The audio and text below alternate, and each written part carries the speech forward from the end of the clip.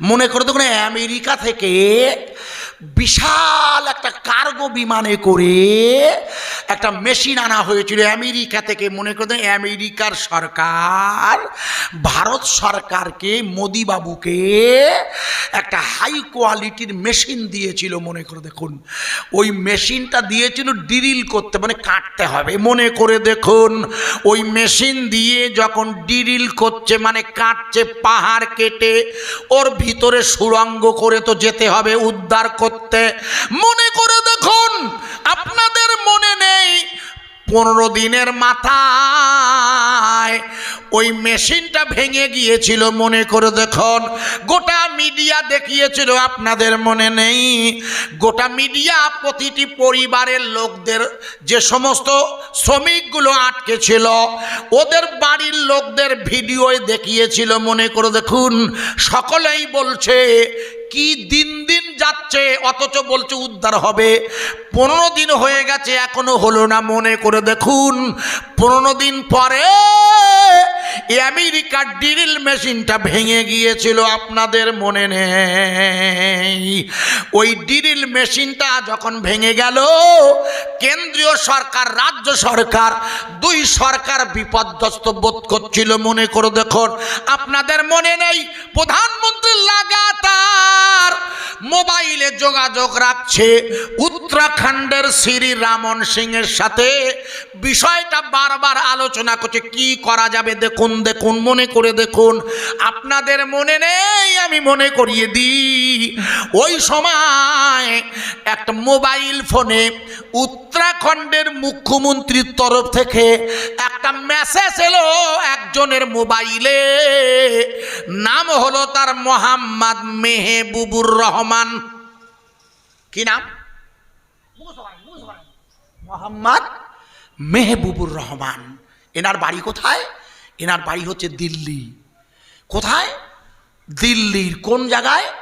যে জায়গায় 2021 সালে মনে করে দেখুন সাম্প্রদায়িক গণ্ডগোল হয়েছিল, দিল্লির ওই জায়গায় ওনার বাড়ি, ওই এলাকায়।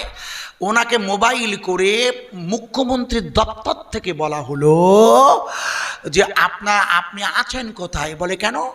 বলে আপনি এবং আপনার দল, আপনি এবং আপনার দল কোথায় আছেন আমাদের জানান, আমাদের লোক যাচ্ছে, এমার্জেন্সি, আপনাকে আসতে হবে ছিন্দাওয়াড়ায়। কথা বোঝা যাচ্ছে কি? এবার কি বলছি বুঝতে পারছেন কি? মানে ওই যে লোকটিকে ফোন করেছে, ওই লোকটি হচ্ছে এই যে যারা যারা যারা মানে যাদের ফোন করেছে, যার কাছে, তিনি হলেন ওই 12 জন শ্রমিকের, ইনি হলেন হেড। এদের কাজ হলো হাত দিয়ে শ্রেণী কেটে, হাত দিয়ে অর্থাৎ হাতের সাহায্যে হাতুড়ি দিয়ে শ্রেণী মেরিয়ে পাহাড় কাটার অভিজ্ঞতা আছে এদের।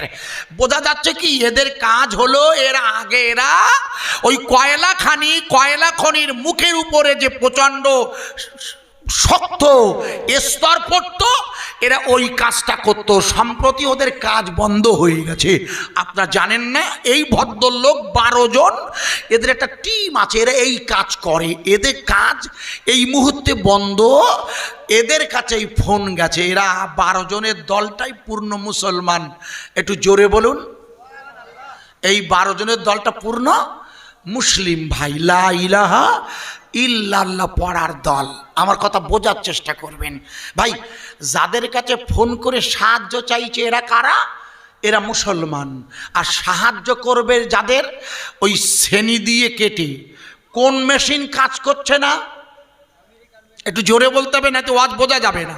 মনে আছে? বুঝে যাবেন না।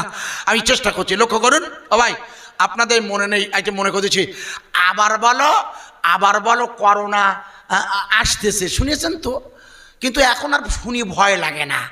প্রথমবার যখন এই ছিল, আমাদের প্রধানমন্ত্রী বলেছে থালা বাজাও, প্রদীপ জ্বালাও, সব করিয়ে এলো। থালা বাজিয়ে থাকা যাচ্ছে না, এত জোরে বাজাচ্ছে, প্রদীপ জ্বালিয়েছে, ভালো হয়েছে, সব করিয়েছে। কিন্তু করোনা রোকা গিয়েছিল? না না না না না না, রোকা যায়নি কোকা। বরং 2টো ডোজ পরে বুস্টার ডোজ, তাও করোনা। ওই সময় ডাক্তারবাবুরা বলেছিল এতেও রোধ হবে না, ডবল নিয়েছ বুস্টার নিয়েছ তবুও রোধ হবে না, প্রোটিন খাওয়া লাগবে, প্রোটিন খাবার। আর আপনারা সবাই জানেন এই মুহূর্তে পৃথিবীর সেরা প্রোটিন খাবার হচ্ছে, বিজ্ঞানী সস্তায় প্রোটিন খাবার হচ্ছে গরুর গোস্ত। এত সস্তার এত প্রোটিন খাবার পৃথিবীতে নেই আব্বা। কপাল ভালো পাচ্ছেন বলে মেটিয়ে ইয়াসপুরে যাই পাচ্ছেন বলে বুঝতে পারতেছেন না। বাংলাদেশে ঢুকে দেখেন 850 টাকা গরুর গোস্ত, মেজাজ গরম হয়ে যাবে। হোটেলে 2 পিস দেশে একটুখান ঝোল, ওই পাক পান যেতান হোটেলে গেলি 4খানা দেয় আর 2 বাটি ঝোল দেয় ফাও। ঠিক বলছি না ভুল বলছি? বাংলাদেশের হোটেলে ঢুকে 2খানা গোস্ত দেবে আর বাটিতে একটুখান ঝোল, বলে নেই ঝোল হুজুর, হবেই না, কিছু মনে করবেন না। 850 টাকা। আল্লাহর কুদরতে আমাদের এত দামও খেতে হতো না যদি না ভারতবর্ষ থেকে গরুর গোস্ত রপ্তানি করতে বন্ধ হতো। কারণ পৃথিবীর জমিনে ব্রাজিলকে হারিয়ে দিয়ে ভারতবর্ষ এখন গরুর গোস্ত রপ্তানিতে দ্বিতীয় হয়ে গেছে খোকা। মানে উত্তরপ্রদেশে যত কিলখানা আছে সব তো হিন্দু ভাইদের, কিছু মনে করো আমার রাগ করো না খোকা, এটা স্ট্যাটিক বলছি। ভারত সরকার বিদেশ থেকে যে বিদেশি মুদ্রা ডলার আয় করে সে তো রপ্তানির দ্বারা। আমার বাড়িতে ইটিন্ডে ঘোষাডাঙ্গা বর্ডার আছে খোকা, ভোমরা। ওই কদিন আগে মনে আছে পেঁয়াজের দাম বেড়ে গিয়েছিল বলি ঘোষাডাঙ্গায় 20টা লরি 40 লরি দাঁড়িয়ে আছে পেঁয়াজ, মনে নেই খোকা? এইদের কেমন থাকে না, পেঁয়াজ দাঁড়িয়ে আছে লরির থেকে আর পেঁয়াজ বিক্রি করতেছে, লরিওয়ালারা বাধ্যই পচে যাবে। ইটিন্ডে বাজারের দাম কম, কেন যেহেতু চুরি করা মাল, মালিক বলেনি, বলে ওরা চুরি করে ঝেড়িয়েছে মাল, ওই মাল সস্তা, হারাম, নেওয়া যাবে না।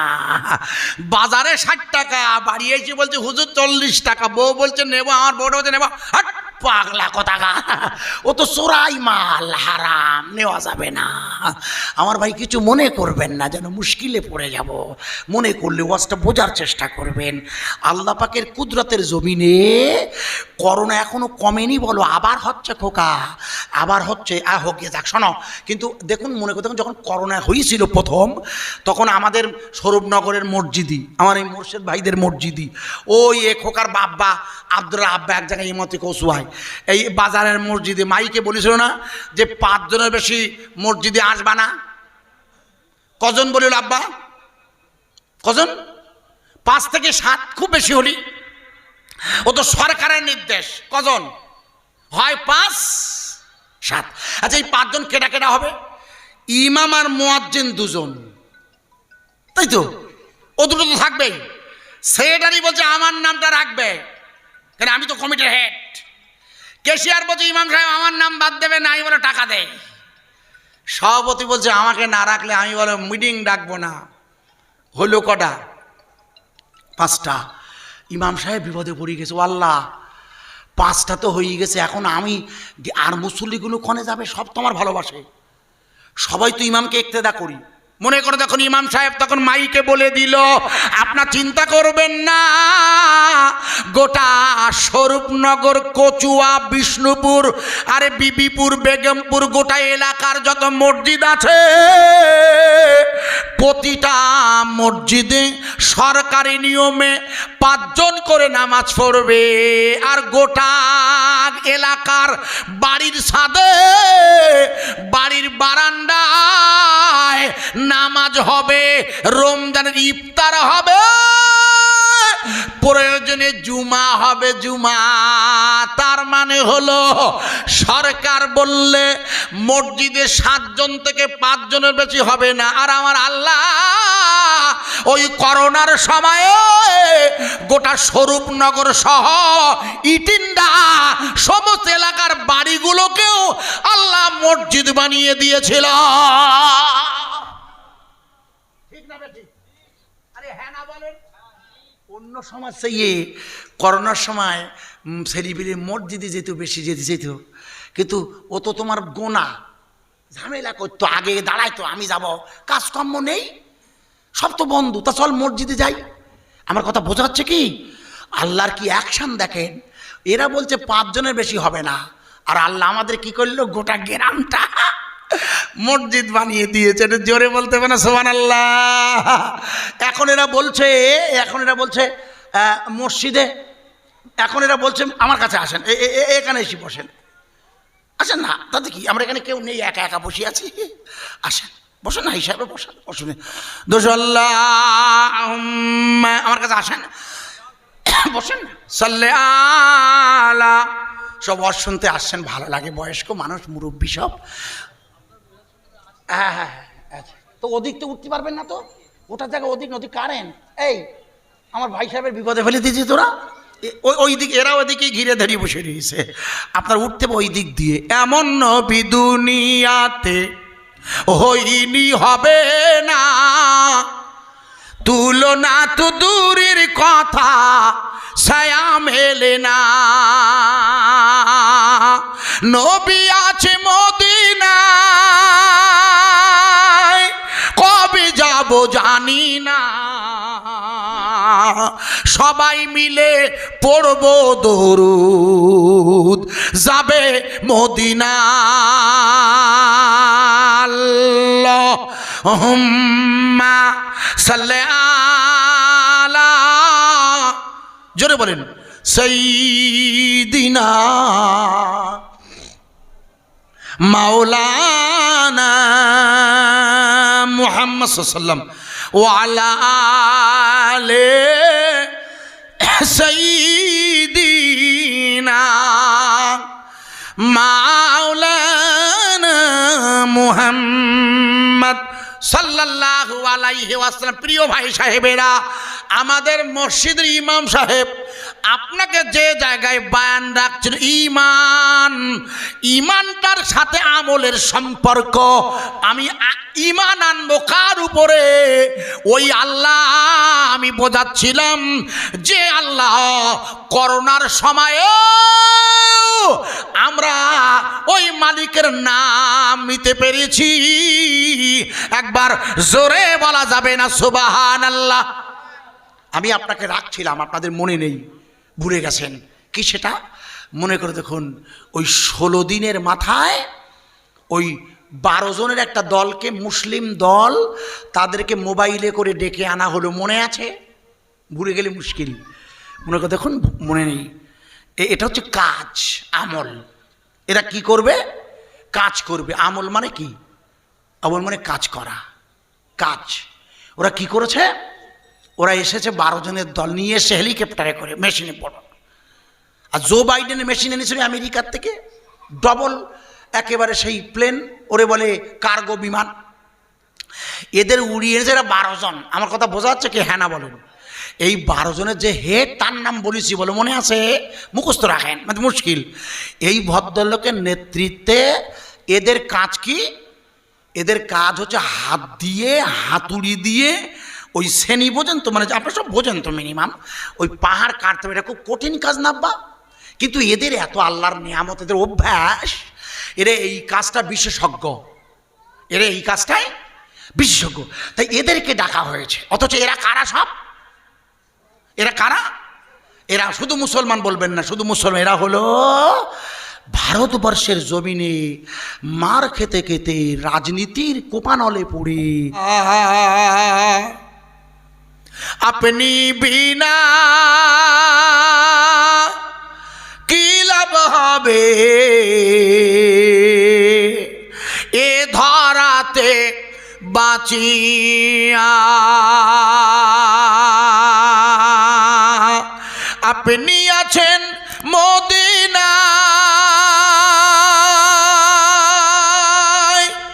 কবে যাব রওজায়, সবাই মিলে আছি বসে স্বরূপনগরের জলসায়।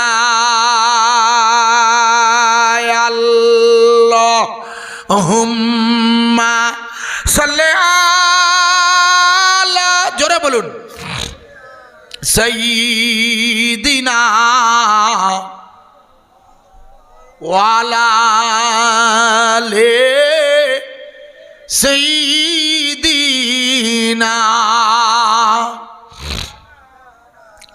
মাওলানা মুহাম্মদ সাল্লাম মুহাম্মদ নাম যতই জপি ততই মধুর লাগে, ওই নামিতি এত মধু কে জানি তো আগে। মুহাম্মদ নাম যতই জপি ততই মধুর লাগে, ওই নামিতে এত মধু কে জানি তো আগে। আরব দেশের খরমা মিষ্টি আর মিষ্টি বেদানা, তার চেয়ে অধিক মিষ্টি আমার নবীর মুখখানা। আল্লাহুম্মা সাল্লি আলা, জোরে বলুন, মাওলানা মুহাম্মদ সাল্লাল্লাহু ওয়া আলা আলি সাইয়্যিদিনা মাওলানা মুহাম্মদ সাল্লাল্লাহু আলাইহি সাল্লাম। আপনি একটু এই দিকে এসে বসবেন তো আব্বাজান, সামনের দিকে যারা আসছেন দুটো নসিহত শুনবার নিয়ত করেছেন, কারণ আমার পরে খুব বিশিষ্ট বক্তা এরা দাওয়াত করেছেন, আমার চেয়ে যদিও বয়সে ছোট, হজরতে মৌলানা আবদুল্লাহ জুবাইর সাহেব ভালো বলেন, ছেলেটি আমাকে খুব শ্রদ্ধা করেন, আমি বয়সের দিক দিয়ে বলছি, অন্য কিছু নয়। হজরতে মৌলানা আবদুল্লাহ জুবাইর সাহেব আছেন, আলহাজ মৌলানা রজব আলী সাহেব যে আছেন, ছেলেরা বলছিলেন আমায়, সুন্দর ওলামায়ে দিনকে এরা দাওয়াত করেছেন। এর মাঝে আমার ইমাম সাহেবজি বলে নিয়েছেন, এবার আমি আজিজুর রহমান আপনাদের কাছে দুটো নসিহাত করছি, যারা শুনছেন খুব মন দিয়ে বয়ানটা আমি রাখছি, আশা করা যায় আপনাদের খিদমতে আমি পেশ করছি। আমার ইমাম সাহেবজি যে জায়গাটা ছেড়ে দিয়েছিল, মনে করে দেখুন, আমি চেষ্টা করব আপনাদের বোঝানোর জন্যে। আউযু বিল্লাহি মিনাশ শাইতানির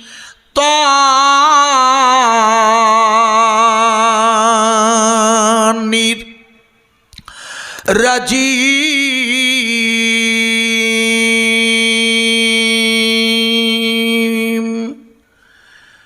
বিসমিল্লাহির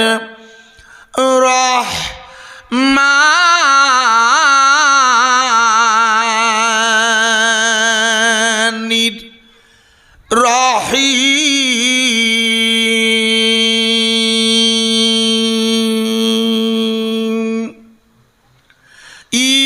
ইয়াকা না'বুদু ওয়া ইয়াকা নাস্তাঈন।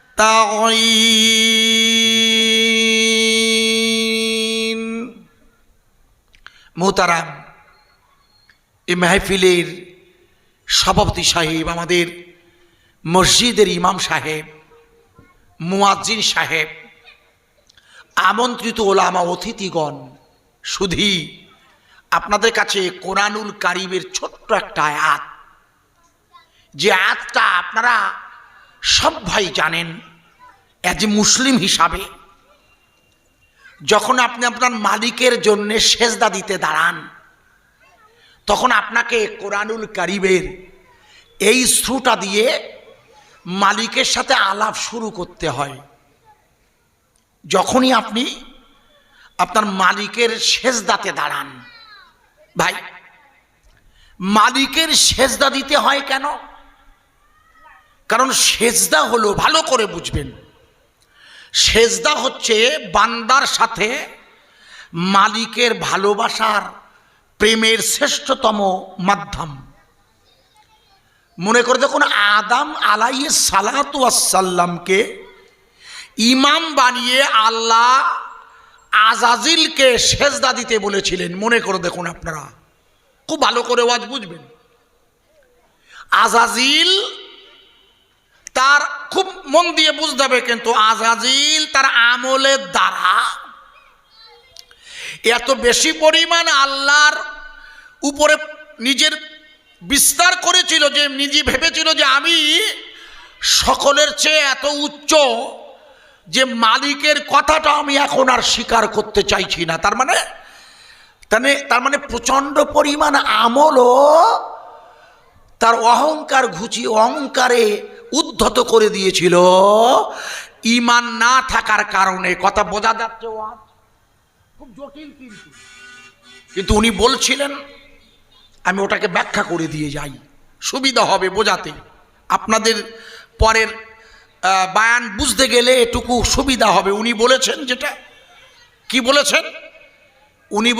উনি যা বলেছেন তার মূল কথা হচ্ছে মুখের সাথে অন্তরের মিল নেই।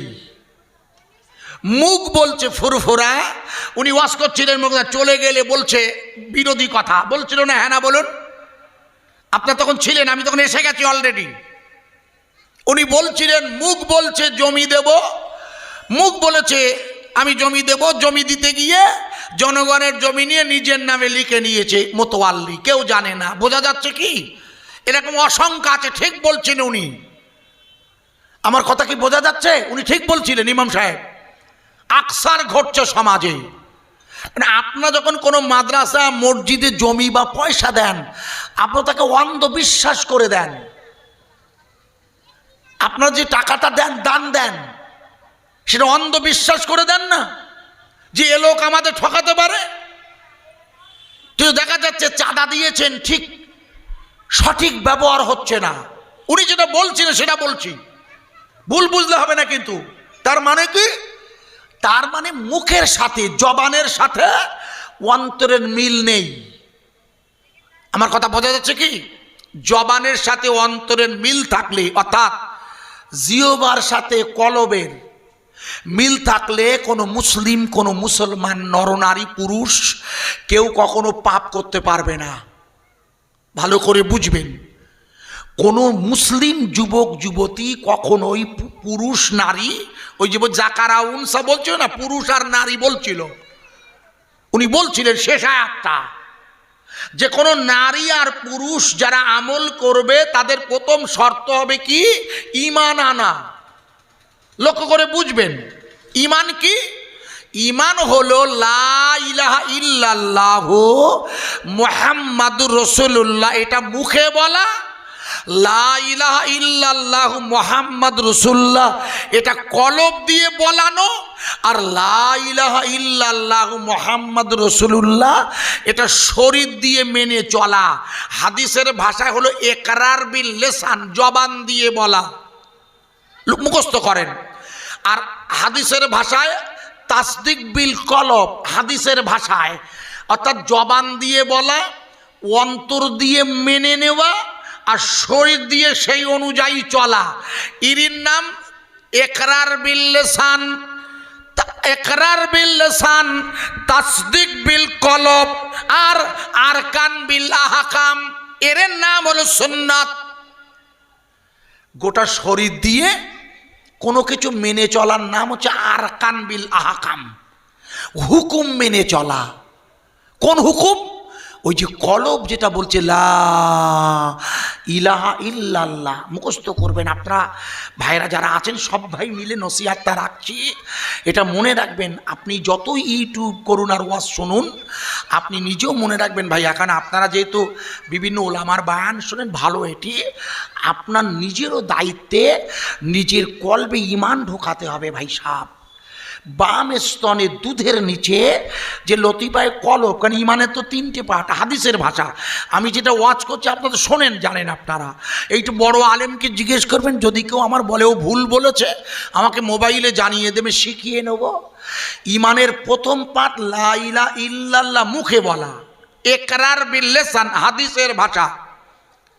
আর লা ইলাহা ইল্লাল্লাহ কলব দিয়ে বলা।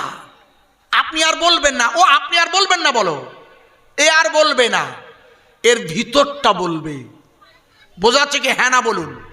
বাম স্তনের দুধের নিচে যে গোশ আছে, যা মুদগাতান জাসাদান, আব্দুল্লাহ ভাই, আপনার বাম স্তনের দুধের নিচে আপনার এবং আপনার আম্মার, আপনার আব্বার, আমার স্ত্রী, আমার মায়ের সব ভাইয়ের, লোকনাথ বাবারও ছিল, লোকনাথ বাবারও সব ভাইয়ের, হিন্দু মুসলমান জৈন খ্রিস্টান সকলের বাম স্তনের দুধের নিচে আল্লাহ লতিফায় কলব ফিট করে দিয়েছিল। কখন?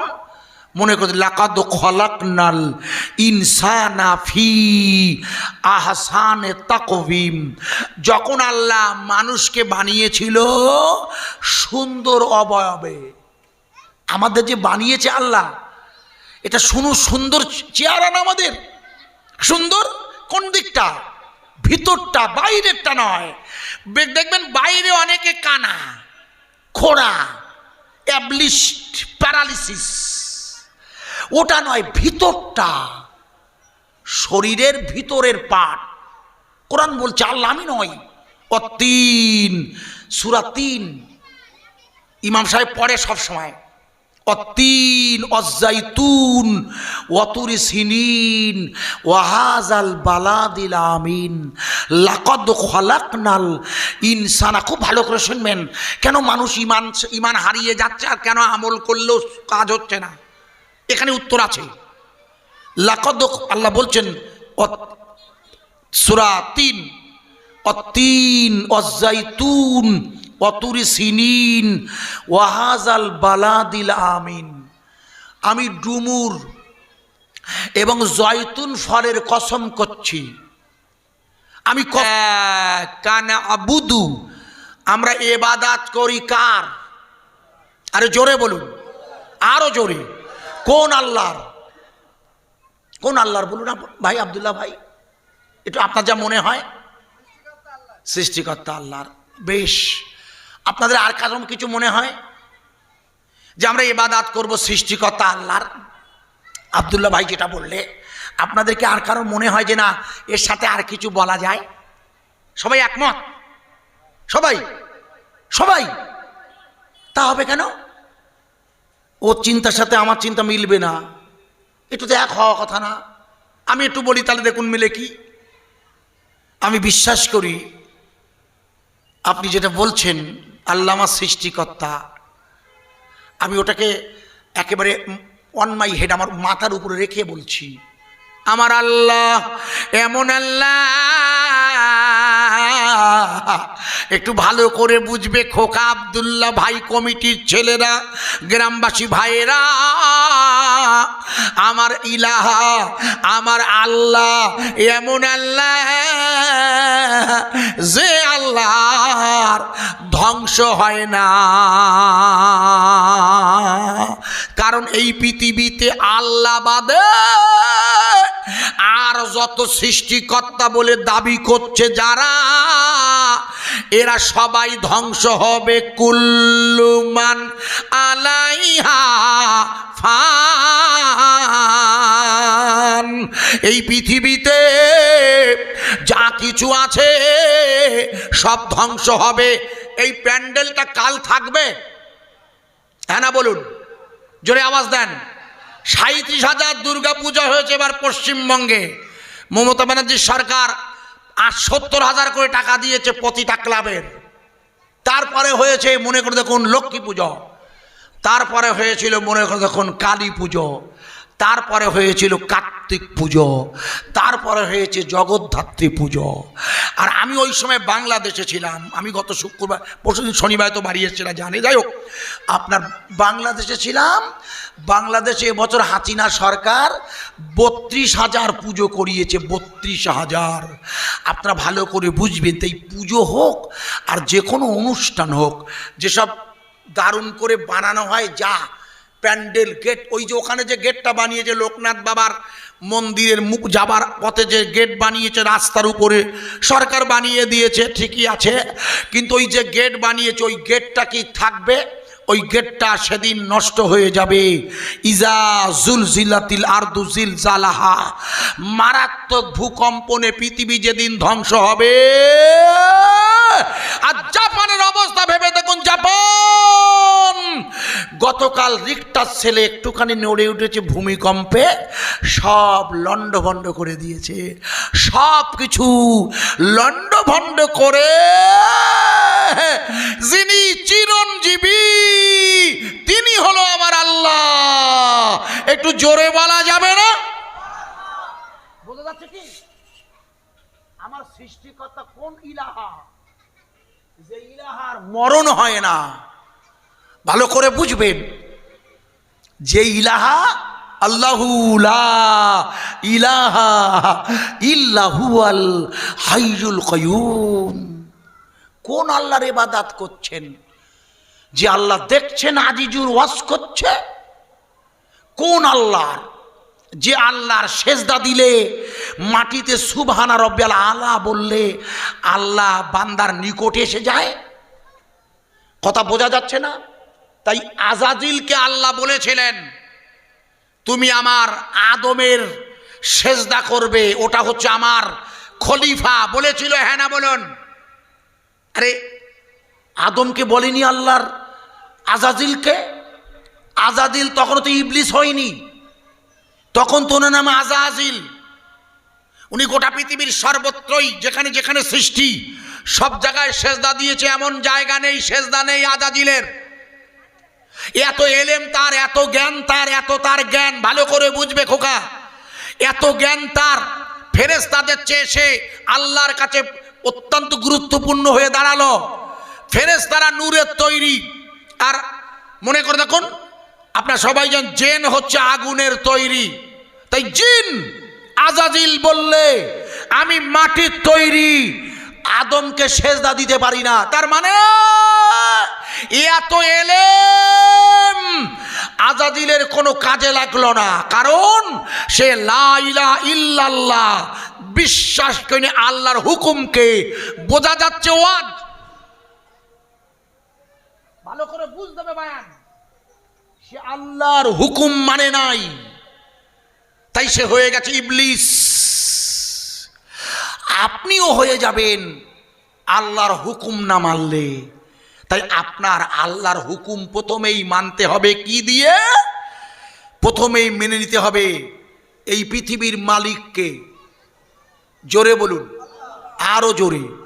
কোন আল্লাহ? যে আল্লাহর মরণ হয় না। তাহলে আব্দুল্লাহ ভাইয়ের সাথে আমার খাটলো, ওই আল্লাহর সেজদা আমিও করেছি। এশার নামাজ আমি পড়ে নিয়েছি, 6টায় 22 ওয়াক্ত হয়ে গেছে, আমি পড়ে নিয়েছি এশার নামাজ। আপনারা পড়ে নিয়েছেন বা পড়বেন পরপর সময়ের সাথে, বড় রাত। ওই মালিকের সেজদা দিয়েছি আমি, যে মালিক চাইলে দিতে পারি।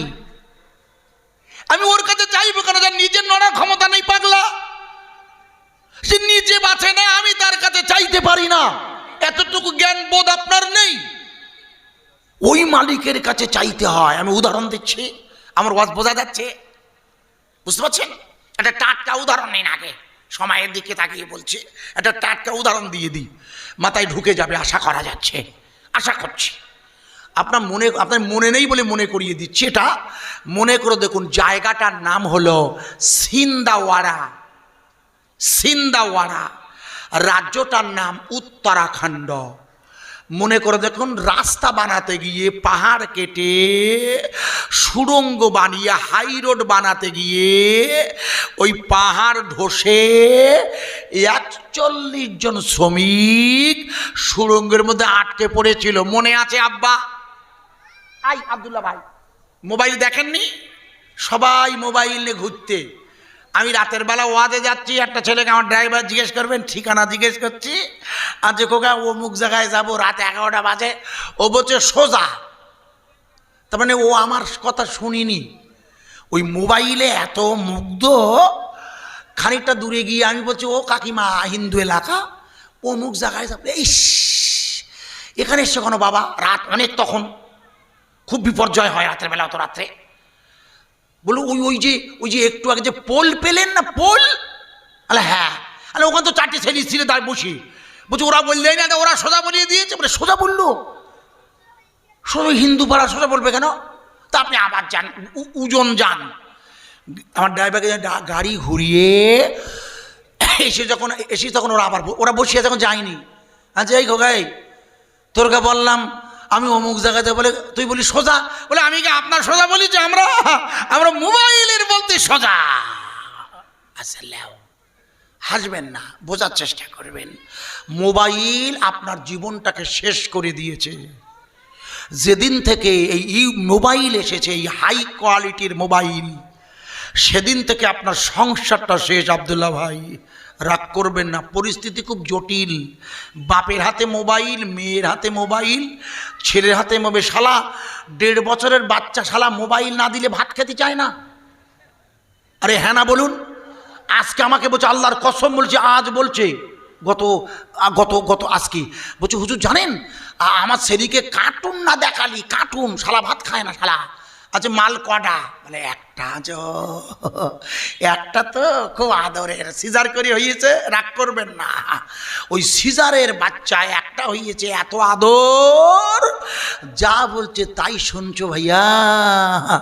ও আপনার ভাত দেবে আশা করবেন না। পারেন যদি আগে ছেলেটা তো বাপে দুটো ভাত দিত। এই যে প্লেয়ার হচ্ছে খুব চান্স কম ভাইয়া, রাগ করলে মুশকিলে পড়ে যাব। ওই মোবাইল আপনাকে সর্বনাশের পথে নিয়ে যাচ্ছে। আল্লাহ রসুল বললে ওই শেষ জমানায় আপনার কিয়ামতের অপেক্ষা করুন। কিয়ামতের কিসের? কিয়ামতের। আচ্ছা কিয়ামত হবে কোন এলাকায় একটু বলেন তো, এর জন্য প্রশ্ন করছি। কিয়ামত হবে কোন এলাকা আব্দুল্লাহ ভাই জানেন? জানেন না? লিখুন। যে এলাকার প্রাচীন নাম ছিল শাম, যে এলাকার প্রাচীন নাম ছিল শাম, সিরিয়া, বর্তমানে যার নাম লেবানন, যার নাম জর্ডান, যার নাম ফিলিস্তিন, যে এলাকায় যুদ্ধ হচ্ছে ওই এলাকা ব্যাসিস কিয়ামত হবে। তা না হলে তো ইমাম মেহেদি আসবে না, ও খোকা, ঈসা রুহুল্লাহ আসবে না আবার। আরে ঈসা রুহুল্লাহ আসবে না? আসবে কোথায়? এটা জানি না কোথায় আসবে। দামাস্কের মসজিদে খবর এক আলেম মজুর মক্কার কাবার সাথে বাজে কথা, মিথ্যে কথা, মিথ্যে কথা, মিথ্যে কথা, জানে না। ইউটিউবে আছে দেখবে, দামাস্কের মসজিদে আসবে ঈসা রুহুল্লাহ। মনে রাখবেন দাজ্জালের সাথে লড়াই করতে দামাস্কের মসজিদে ঈসা রুহুল্লাহ 2 ফেরেশতার কাঁধে ভর দিয়ে নেমে আসবেন। আর মক্কার মদিনায় দাজ্জাল ঢুকতে পারবে না। মুখস্থ রাখেন, পৃথিবীর সর্বত্রই দাজ্জাল যেতে পারবে, কিন্তু মক্কা আর মদিনায় দাজ্জাল যেতে পারবে না। এই দাজ্জালকে হত্যা করতে, কারণ দাজ্জাল কোন বংশের লোক? কে বললে? কিছু বললে না। দাজ্জাল কোন বংশের? কে বললে? ইহুদি। কে বললে? কে? আপনি? আপনি ভয় পাচ্ছেন? ঠিক বলেছেন তো, নারায়ে তাকবীর, ঠিক বলেছেন আপনি। দাজ্জাল ইহুদি বংশের লোক, ঠিক বলেছেন। দাজ্জাল ইহুদিদের নেতা হবে, দাজ্জাল হবে ইহুদিদের মাসি। যে ইহুদি সে লড়াই হচ্ছে খোকা, আগে ভালো করে বোঝো। দাজ্জাল হবে ইহুদিদের মাসি। মসি বোঝো? মসি মানে উদ্ধারকর্তা। যেমন আমাদের মাসিকে, আমাদের মসি হচ্ছে মুহাম্মাদুর রাসূলুল্লাহ সাল্লাল্লাহু আলাইহি ওয়াসাল্লাম, আমাদের মাসি। উনি আমাদের ইমাম, উনি আমাদের নেতা। সারে আরে কায়নাত তাজেদারে মদিনা। একটু জোরে বলা যাবে না সুবহানাল্লাহ? তাই ইহুদিরা বিশ্বাস করে দাজ্জাল হলো আমাদের মাসি। এখনো দাজ্জাল আসেনি।